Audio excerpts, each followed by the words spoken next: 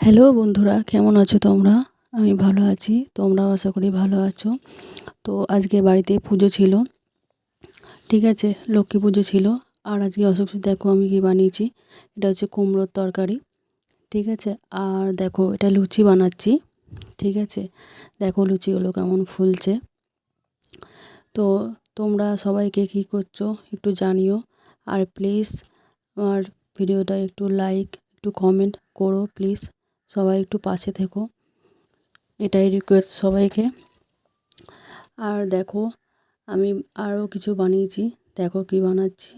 এরপরে বানাবো সিমুই। দেখো সিমুই বানাচ্ছি। সিমুই খেতে সবারই পছন্দ, আমি ভালোবাসি এবং আমার বাড়িতে সবাই যারা আছে সবাই খুব খেতে ভালোবাসে।